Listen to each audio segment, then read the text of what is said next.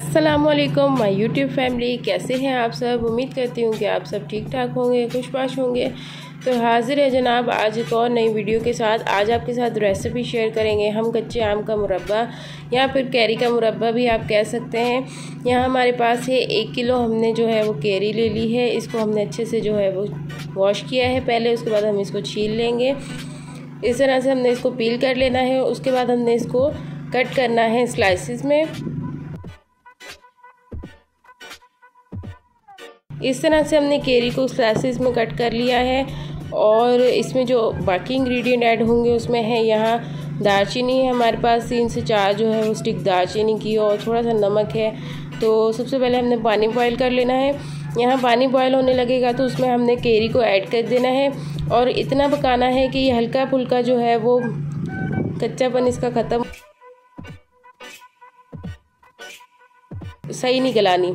तो यहाँ ये चेक कर लें आप, थोड़ी बहुत ये कच्ची है, थोड़ी पकी हुई है, मतलब बिल्कुल जो है वो पकी हुई नहीं है। तो इस तरह से जो हमारी कैरी पक जाएगी तो उसके बाद हमने इसको छान लेना है। यहाँ जो है वो हमने उसका पानी सारा छान लिया है। अब हम इसमें चीनी ऐड करेंगे। हमारे पास है यहाँ 1 किलो चीनी, और अगर कप में हिसाब बताऊँ तो 3 से 3.5 कप हमने इसमें चीनी ऐड की है। तो 1 किलो कैरी है और 1 किलो ही इसमें चीनी जाएगी।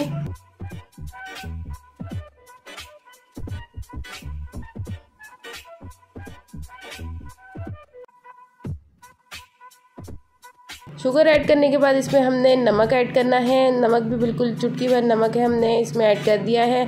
उसके बाद जी हमने इसको मिक्स कर लेना है।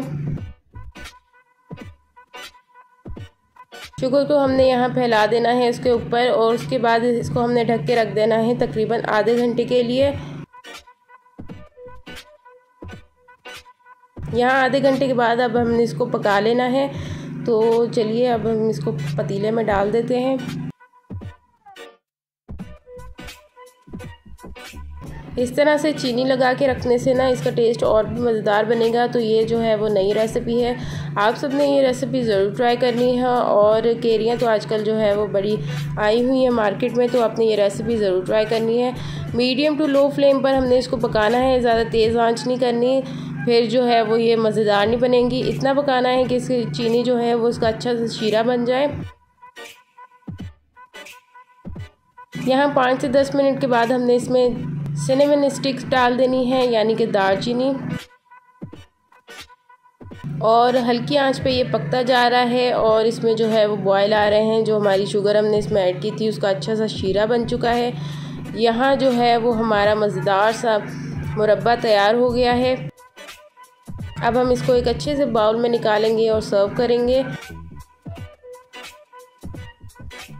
आप चाहें तो इसमें 2-3 दाने इलायची के भी डाल सकते हैं और इस तरह से भी सर्व कर सकते हैं। तो तैयार है मज़ेदार सा हमारा कैरी का मुरब्बा। उम्मीद करती हूँ कि आप सबको ये रेसिपी पसंद आई होगी। चैनल को ज़रूर सब्सक्राइब कीजिएगा, वीडियो को लाइक कीजिएगा और शेयर कीजिएगा अपने फ्रेंड्स एंड फैमिली में।